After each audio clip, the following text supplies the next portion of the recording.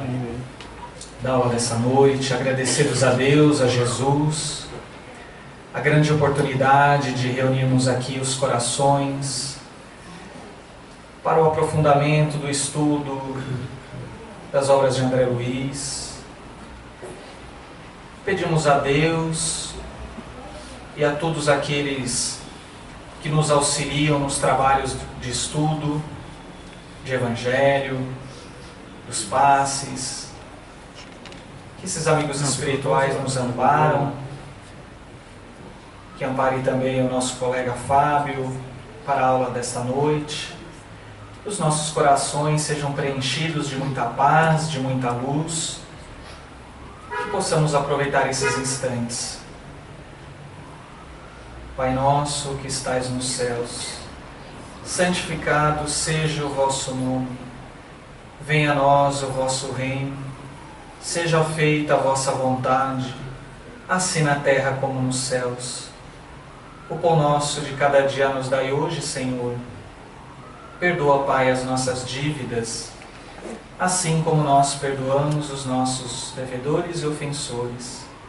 E não nos deixeis cairmos em tentações, mas livrai-nos de todos os males. Que assim seja. Boa noite a todos, internautas, todos aqui presentes. É com grande alegria que hoje nós contaremos com a presença do Dr. Fábio, colega, membro da diretoria da AME São Paulo, que comentará conosco o capítulo 18, para que a gente possa então dar prosseguimento ao estudo. Obrigado, Luiz. Obrigado pelo convite. Em primeiro lugar, eu queria pedir desculpas pelos problemas técnicos que a gente está tendo, mas isso não vai impedir que nós comecemos a falar do livro. Tá? Nós vamos falar hoje do capítulo 18, do Mundo Maior. Bom, eu acho que vocês acompanham o livro, né? Vocês têm a sequência. E o André Luiz, ele tem uma característica. O André Luiz, como Emmanuel e como todos os grandes autores espíritas, eles não dão ponto sem nó. Né? Quer dizer, não tem palavra ali que não tem significado. Então, quando a gente lê a obra do André Luiz, toda a obra do André Luiz tem um caminho, tem um andamento, tem um prosseguimento. E nesse capítulo, né, o que o André Luiz quer contar para a gente? O que será que ele está imaginando que a gente precisa aprender nesse capítulo? Na verdade, é o que ele aprendeu, porque esse livro ainda é um dos primeiros, né? Quer dizer, ele ainda estava aprendendo, já estava na condição de aprendiz naquela época. Então, o capítulo remonta, ele começa contando um pouco daquele grupo de espíritos, um grupo de desencarnados, que está lá no lodaçal, está lá na lama, e se apegando na lama, e carregando a lama para lá e para cá, e achando que a lama é ouro. Né? Então, eles estão todos muito ligados naquilo. E nossa, quanto ouro tem aqui, como é que a gente vai fazer? Qualquer um pode vir aqui pegar, nós temos que levar esse ouro para casa, mas a gente não pode deixar aqui. Aí o André Luiz e o mentor olhavam, mas o que eles estão pensando? Né? Não tem ouro aqui, né? Então o André Luiz começou a ficar intrigado com aquilo, né? Porque eles realmente estavam sofrendo muito, eles estavam felizes, né? Mas eles estavam naquela sanha e realmente para eles lama era ouro. Que fenômeno é esse? Que fenômeno é esse? Alguém sabe, não? Ilusão. Ilusão? Pode ser uma ilusão, né? Pode ser uma alucinação, né? Muita gente vê e tal. Mas isso chama-se fixação mental. Então, o que o André Luiz quis explicar para nós, quis exemplificar, é o fenômeno da fixação mental. E existe uma sequência evolutiva de fixação mental, um pouco do que a gente vai falar na próxima aula, que é o monodeísmo, e depois a ovulação. Quer dizer, tem uma cascata aí abaixo. Né? Então, tecnicamente, o que é fixação mental? De onde nós vamos tirar esse conceito? Quem é que vai explicar para a gente melhor isto? Né? Está nos livros da doutora Marlene Nobre. Né? Obsessão, Suas Máscaras, página 81, está ali, fixação mental. E lá, a doutora Marlene explica que fixação mental é quando o espírito ele simplesmente só pensa em um determinado tema, objeto, assunto. Não precisa ser necessariamente um um objeto como o ouro, no caso deles. Pode ser uma pessoa. Você pode estar fixado numa pessoa. Você pode estar fixado num desejo. Desejo de vingança. Você pode ter parado a sua vida numa determinada situação. Não importa se é um ser animado, se é um objeto, se é um evento, se é um fato. O fato é que você parou no tempo naquela situação. E você está fixado naquela situação. Bom, o que acontece, então, quando a gente se fixa numa situação? Né? Quer dizer, normalmente, todos nós, muitas vezes, fazemos a maior força para ficar concentrado no negócio. Né? Não, presta atenção nisso, que isso é importante. A gente fica ali, aperta todos os parafusos que tem no cérebro, toma um golinho de café e fala, não, tem que prestar atenção nesse negócio. Nós gostamos, né? Porque a gente quer aprender. Então isso é uma opção voluntária de cada um. Né? Só que qual é a diferença? A diferença é que depois que a gente aprende, ou depois que a gente entende, a gente consegue desligar. Bom, tá bom, aprendi, muito obrigado, já sei como fazer, agora eu vou fazer outra coisa. Mas quem tem a fixação mental não consegue mudar o padrão e fica retido naquele fato. Só que o problema todo é que, vamos combinar, né? Ninguém aqui também, se for ficar fixado mentalmente, vai ficar fixado mentalmente em fazer só o bem, né? Nós não somos tão bons assim, nós ainda não somos tão evoluídos assim, né? Se fôssemos nós, tivéssemos um processo de fixação mental só para fazer o bem, seria uma beleza, né? É a fixação que todo mundo quer, né? Mas nós ainda não estamos nesse ponto. Nós estamos ainda, a gente ainda se fixa por algumas coisas que não devia, né? Então, o que acontece quando nós fixamos o nosso padrão mental, as nossas ondas mentais, que normalmente, quando a gente está voltado para o bem, né, o bem faz com que a gente cresça, a gente expanda, nosso perispírito, o padrão aumenta, as sequências de ondas ficam mais rápidas, né? Nós ganhamos dimensão, melhoramos, fazemos os nossos centros vitais se regenerarem. Agora, quando a gente fixa numa situação que nos causa dor, ou nos causa incômodo, ou a gente fica fixado no sentimento de raiva ou revolta, nós encolhemos.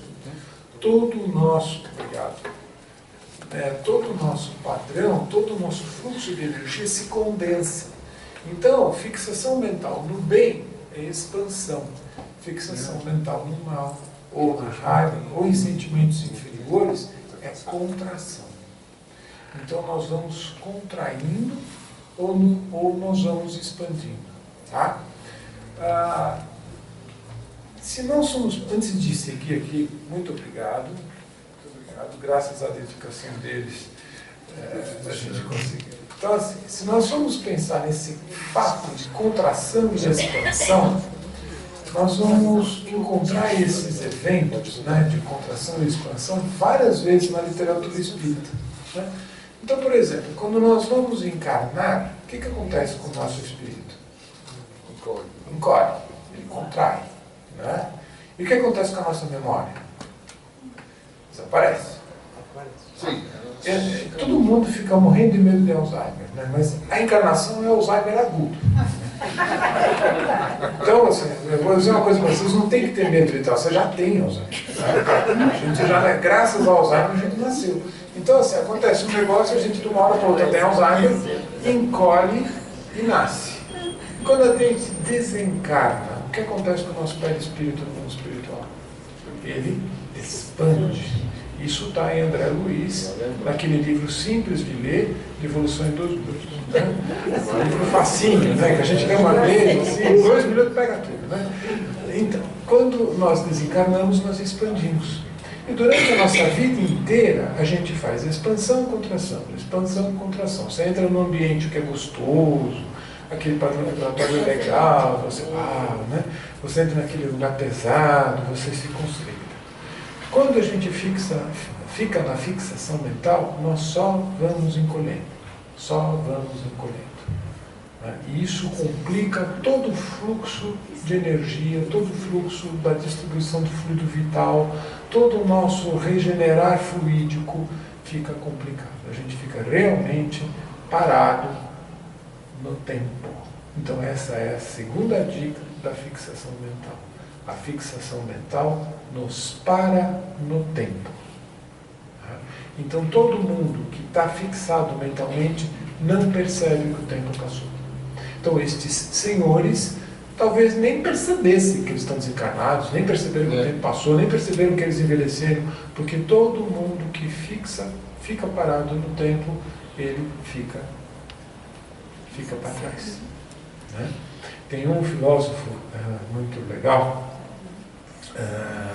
que é o Garcês, né? Ele fala que não adianta a gente achar que a gente não gosta do mundo que tem Pedro. Não gosto dos Pedros. Odeio o Pedro, para mim Pedro não tolero o Pedro. Porque se for assim, o melhor mundo para a gente vai ser o mundo no qual o primeiro Pedro ainda não nasceu. Porque então aí o mundo vai ser ótimo, porque não tem Pedro. Então, se a gente ficar nisso, nós vamos lá para trás, nós vamos retroceder, sendo que vai ter o azar porque o primeiro Pedro ainda vai nascer algum dia. Né? Então, toda vez que a gente cria uma fixação mental, a gente volta no tempo, a gente não evolui. Né? Então, só vou passar aqui um pouquinho. Olha só a descrição do capítulo. Né? Eu coloquei em vermelho, aqui não está em vermelho, mas está em negrito. Por exemplo, que eles eram esfarrapados, carantonhas, né? Isso é uma coisa que o Espírita faz, é obrigar a gente a ir para o dicionário. Né? Carantonhas são aquelas faces, as faces feias, né? As faces medonhas, que colocam medo, esqueléticas. Né? Eles estavam esfarrapados, imagina, estavam achando que estavam com ouro, mas estavam esfarrapados, esqueléticos. Né? E eles estavam ali achando que estavam seguindo o melhor dos mundos ali, né? Mas tem uma coisa interessante. Nessa hora teve alguém que teve um lampejo lá, né? Porque isso também acontece quando a gente está no evento de fixação mental. A gente tem lampejos, né? Lampejos de que, nossa, mas será que é isso mesmo? Né?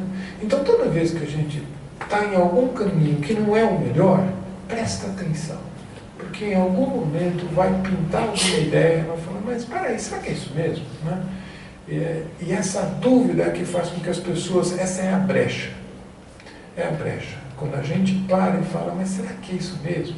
Aí a gente pensa em alguém que falava, algum ente querido, um filho, um neto, como no caso desse senhor, né? Que é o avô do André Luiz, e nessa hora nós abrimos uma brecha para o mundo espiritual nos ajudar. Na hora que a gente para e fala assim, mas espera aí, né? Será que é nessa hora que os mentores entram? Então a gente também precisa dar essa chance para os mentores. Né? No geral, os espíritos desencarnados que estão vivendo esse estado de fixação mental são desencarnados já há muitos anos. Em geral, são fenômenos dolorosos que duram séculos, muitas vezes. Né? Eles, em geral, têm uma história de apego à fortuna material, eles se tornam ineptos, inclusive para o trabalho digno, eles não conseguem nem acessar aquilo que eles têm de melhor para eles mesmos, eles não conseguem nem esse acesso, tamanha fixação que ele tem. Enquanto eles estavam encarnados, em geral, né, esse grupo em especial, mas essa história se repete para outras coisas, né, eles não enxergavam formas, né, que não a forma de passar a perna no outro, de usar meios ilícitos para atingir fins que eles queriam. Né? Eles menosprezavam os direitos dos outros, eles brincavam com as aflições dos outros. Né? E eles julgavam com a ingenuidade dos outros e a confiança cega dos outros neles mesmos. Vocês acham que isso é coisa de livro espírita, né? Coisa do passado? Mas o que vocês acham que está acontecendo com essa coisa do Lava Jato? Né? O que vocês acham que aqueles espíritos, né, que são nossos irmãos, quando se veem na possibilidade de ter um ganho fácil, né, isso acontece todo dia. E acontece até hoje. Né?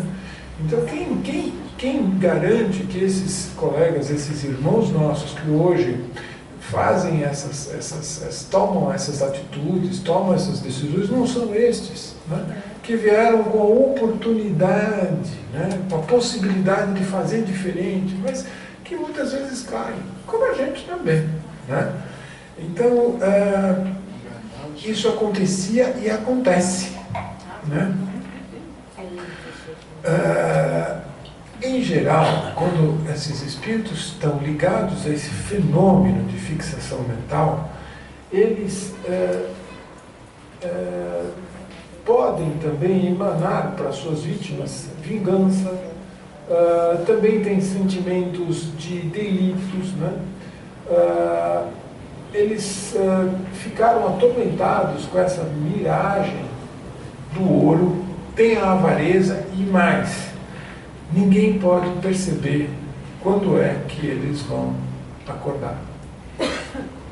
Ninguém pode garantir que eles vão acordar e como vão acordar. Tá? Muitas vezes eles ficam milênios nisso. Né? Então, só repassando, né, esse conceito da doutora Marlene, de que a fixação mental ele está ligado a um objeto, ser ou coisa, impedindo que o fluxo normal ocorra e cristalizando de tal forma que nenhuma modificação é possível. Né? E aqui, mais uma vez, diferencia-se da concentração, porque na concentração a gente consegue fazer diferente, a gente consegue desligar quando nós precisamos. Né? E aqui vem um outro conceito interessante que a doutora Marlene nos coloca. Como é que isso também se mostra no nosso corpo? Né? Nós temos uma dupla cadeia de gânglios chamada grande simpático. Na verdade, hoje é chamado de cadeia simpática e sofre uma alteração da sua densidade. Né? E essa região aqui, que é a região do plexo simpático, começa a ficar densa e no perispírito ela fica muito mais densa. Ora, o sistema simpático no nosso corpo é aquele que atua principalmente nas funções do subconsciente, instintivos, atua no batimento cardíaco, na respiração, digestão, pressão arterial. Né? Então, quando nós temos o nosso sistema nervoso simpático ativo, nossa frequência cardíaca aumenta, nossa pupila dilata, a gente transpira, a gente fica agitado, o coração bate depressa, a gente não consegue dormir direito, a gente fala muito. Mas, no ponto de vista espiritual, nós ficamos mais ligados no aspecto da intuição, mas mais no sentido inconsciente, aquelas coisas mais básicas. Vocês lembram do André Luiz que fala das 3 casas, né, das 3 moradas? Então, o sistema nervoso simpático nos torna ainda mais na primeira morada. Então a gente acaba se tornando mais reativo, mais agressivo. Né? Já o sistema nervoso parasimpático é o sistema nervoso que nos acalma, nos tranquiliza. Então a frequência cardíaca cai, nós relaxamos, nós começamos a ter sono, é o sistema que nos faz dormir à noite. Então quando nós temos uma densidade no simpático, tá, nós ficamos muito, é como se estivesse com adrenalina. O que é que acontece com eles? Né? Parece que eles estão ali, na adrenalina. E aí você começa realmente a ficar mais disponível. Estão fissurados. Fissurados. A gente começa a ficar mais disponível para achar que aquilo é meio ouro. Né? Então, quando a gente está muito ali ligado numa coisa, é que a gente acaba tomando as decisões erradas, quando a gente faz as coisas por precipitação, quando a gente faz a coisa, quando a gente come aquele doce que não precisava comer. Né? Aí vem o parasimpático e fala, não, calma, espera aí, olha a dieta, não é bem assim, você põe no lugar do fulano, né? E a gente pondera. Né? Então, essa densidade do simpático faz com que a gente não consiga discernir. E mais, né? Quando nós... eu acabei escrevendo muito aqui, mas eu não vou falar tudo isso, tá? Assim, quando a gente acaba ficando muito fixado no simpático, o que acontece é que se a gente desencarnar nesse estado, quando a gente desencarna, nós somos feitos balões. Né? Nosso espírito, nosso perispírito sai, né? E nosso conjunto espírito-perispírito fica feito um balão. E o nosso nível vai depender da densidade desse balão. Se esse balão for muito denso, nós vamos ficar mais aqui para baixo. Se o balão for menos denso, nós vamos subir. É um evento quase físico. Isso não é um castigo divino, não é uma punição de Deus. Isso é lei física. Né? Então, quanto mais adensados nós estivermos, mais condensados, menos expandidos, menos leves, mais pesados, a gente de fato vai para baixo. Né? Então, se você desencarna nesse estado de fixação, não vai acontecer de você logo alçar uma escala espiritual melhor, né? Isso é praticamente lei física, né? Então, só voltando um pouco ainda às características da fixação mental, né? A amnésia é uma das consequências, a gente esquece de tudo, só fica pensando naquilo, literalmente. E aí, essa questão do bem e do mal está numa psicografia do Dias da Cruz, numa mensagem do Dias da Cruz, né? E ele fala isso, ele fala que o bem é expansão, crescimento e harmonia, e o mal é condensação, atraso e desequilíbrio. O bem é a onda permanente da vida a irradiar-se como o sol. E o mal pode ser considerado como sendo a mesma onda a novelar-se sobre si mesmo, gerando a treva enquistada. Então, quando nós estamos no bem, nós crescemos e expandimos. Desencarnar no bem deve ser uma delícia. Deve ser uma delícia. Porque a gente realmente aí expande, cresce, consegue visualmente ver os nossos amigos espirituais, consegue percebê-los, não que nem o André Luiz que desencarnou, a mãe estava lá e ninguém viu, né? E quando a gente desencarna com aquela raiva, com aquela coisa ruim, fixado só no dinheiro, só no bem material, nas minhas coisas, na vingança que não conseguiu fazer, nós vamos desencarnar condensados. E aí nós vamos subir, né? Nos casos ainda da fixação mental, como eu falei para vocês, nós temos uma parada no tempo, né? O espírito normalmente não se interessa por outra coisa. Ele acaba se interessando por ele mesmo. Porque não é verdade, quando a gente fala assim, mas eu estou interessado no ouro, eu quero ouro, eu quero ouro. Na verdade, em primeiro lugar, existe uma característica desses espíritos que é o egocentrismo. Eles estão focados nele mesmo. Nesse caso, é o ouro, mas pode não ser. Pode não ser. Por exemplo, se a pessoa fala o tempo todo da dor dela, olha, fulano tá mal no hospital, mas olha, ele pelo menos tem a filha, olha eu aqui, eu estou parado, eu não tenho nada, coitado de mim, eu estou perdido, eu tenho só depressão, eu tenho isso, tenho aquilo. Você também está fixado. Pode não ser em ouro, pode não ser em vingança, mas você está fixado nos seus problemas. A gente acha que isso não é fixação mental? É assim, senhor. Né?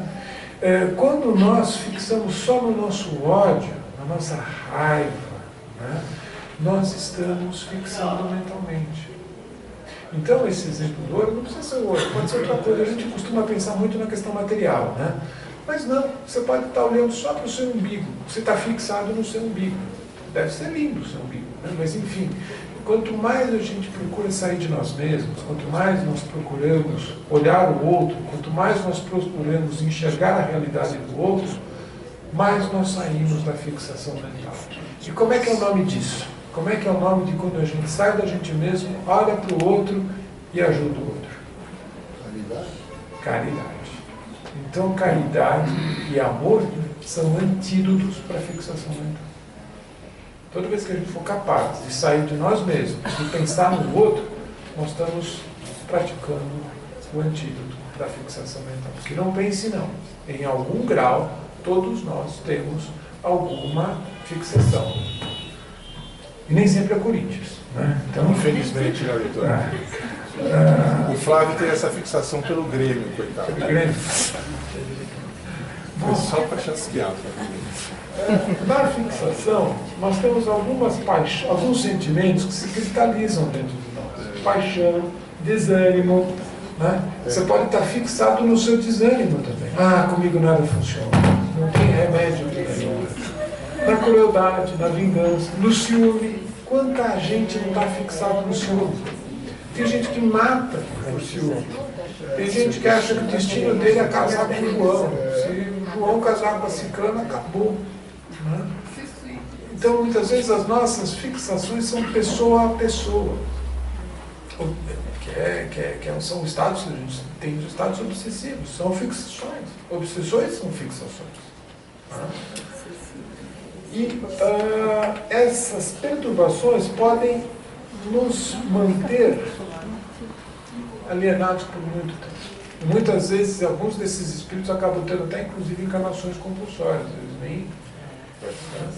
E isso é uma outra característica, né? Quando essas criaturas normalmente reencarnam, né, esse padrão de fixação mental complica ou dificulta o molde, né, do perispírito no feto.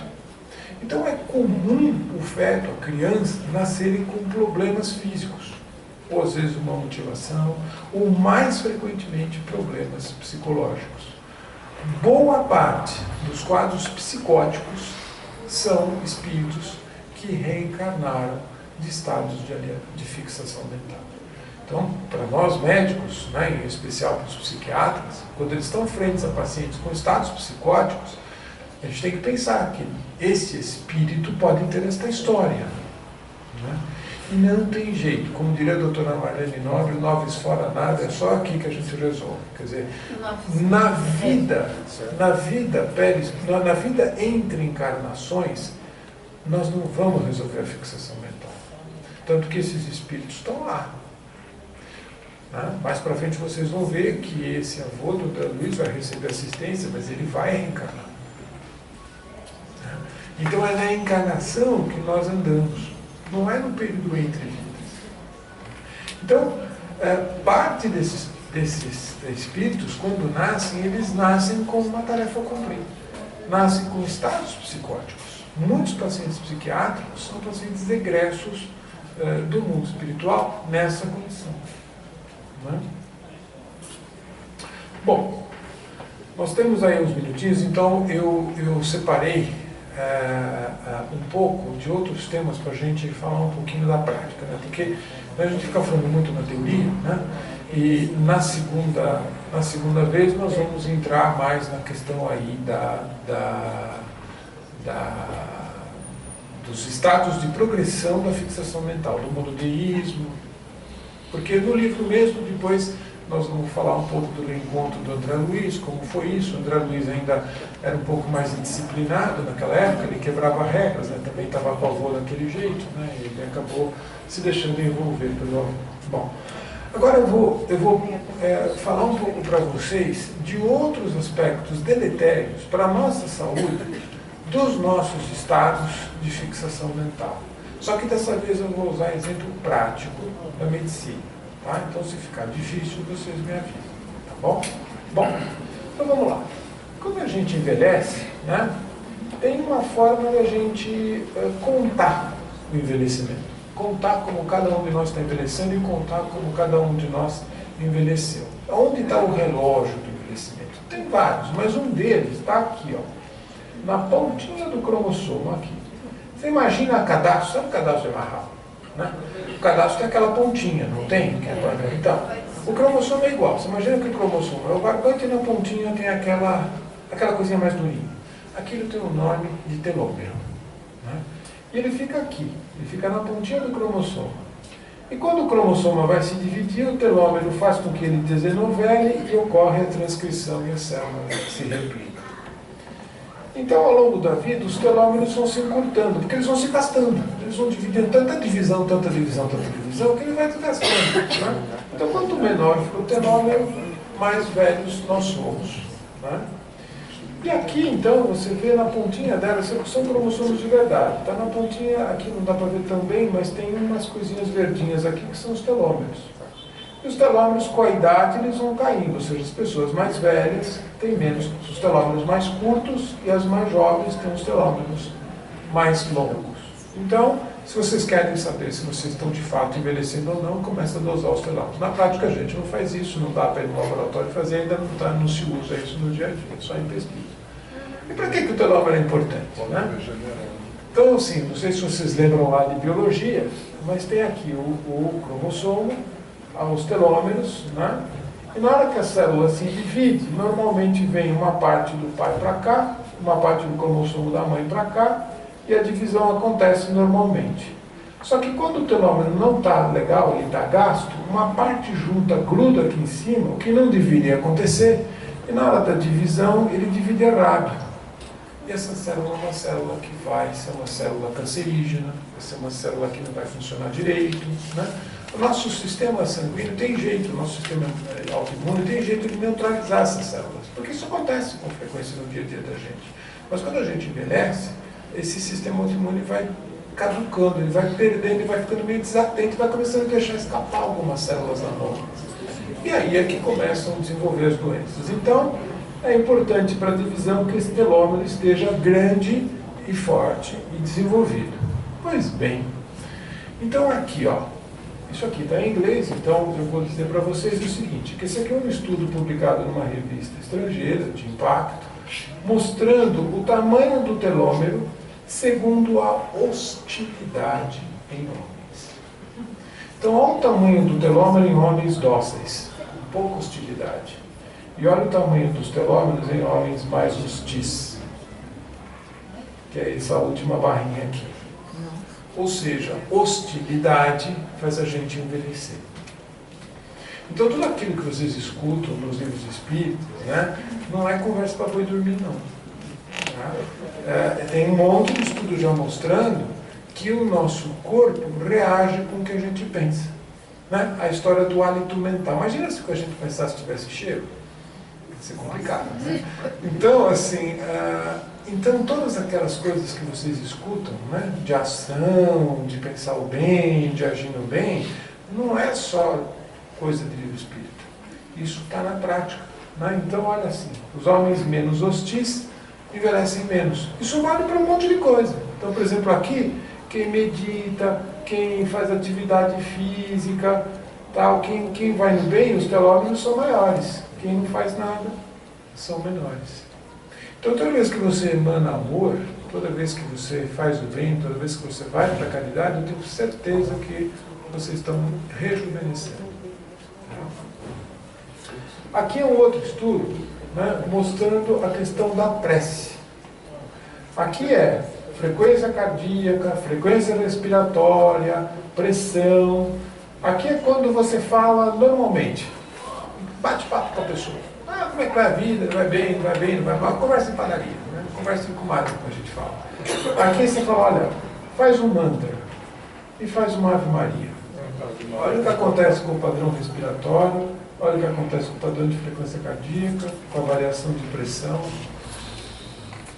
Porque nessa hora, quando a gente medita, quando a gente faz uma prece, quando a gente faz uma oração, todo o nosso sistema fica mais para o parasimpático. Lembra do simpático? A gente desativa o simpático e começa o parasimpático. Então, se você está lá numa ideia de fixação, né, isso eu falo para meus pacientes, nunca dá certo, mas eu sempre falo.